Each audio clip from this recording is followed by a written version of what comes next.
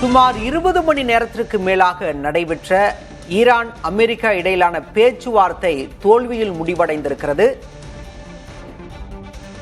Iran மீது Israel மற்றும் அமெரிக்க படைகள் தாக்குதல் நடத்தி வந்த நிலையில் தற்காலிக போர் நிறுத்தம் மேற்கொள்ளப்பட்டது. இந்த நிலையில் பாகிஸ்தான் தலைநகர் இஸ்லாமாபாத்தில் அமைதி பேச்சுவார்த்தை நடைபெற்றது. அமெரிக்க துணை அதிபர் ஜே டி வான்ஸ் தலைமையிலான குழுவினர் மற்றும் ஈரான் சபாநாயகர் தலைமையிலான குழுவினர் தலைமையில் பேச்சுவார்த்தை நடைபெற்ற நிலையில் தற்போது அந்த பேச்சுவார்த்தை தோல்வியில் முடிவடைந்திருக்கிறது. அண்மை செய்தியாக பார்க்கிறோம்.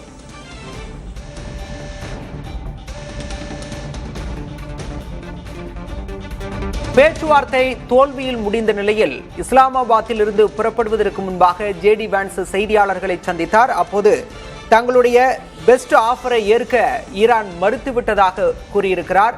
தங்களுடைய ஃபைனல் அண்ட் பெஸ்ட் ஆஃபரை ஏற்க ஈரான் மறுத்துவிட்டதாக தன்னுடைய பேட்டியில் அமெரிக்க துணை அதிபர் ஜே டி வான்ஸ் குறிப்பிட்டிருக்கிறார்.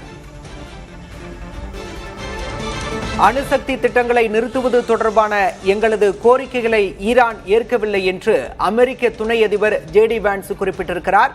ஈரான் உடனான பேச்சுவார்த்தையில் ஒப்பந்தம் ஏற்படவில்லை என்றும் அமெரிக்க துணை அதிபர் ஜே டி வான்ஸ் குறிப்பிட்டிருக்கிறார்.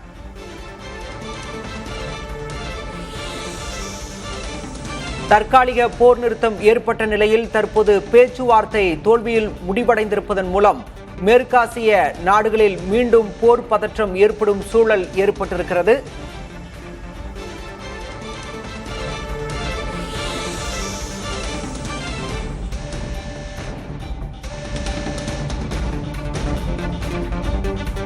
ஈரான் மீதான தாக்குதலால் மேற்காசியாவில் போர் சூழல் மூண்டது. தற்காலிக போர் நிறுத்தம் அறிவிக்கப்பட்ட நிலையில் பாகிஸ்தானின் இஸ்லாமாபாத்தில் அமைதி பேச்சுவார்த்தை நடைபெற்றது. தற்போது அந்த அமைதி பேச்சுவார்த்தையில் உடன்பாடு எட்டப்படவில்லை என அமெரிக்க துணை அதிபர் ஜே டி வான்ஸ் தெரிவித்திருக்கிறார்.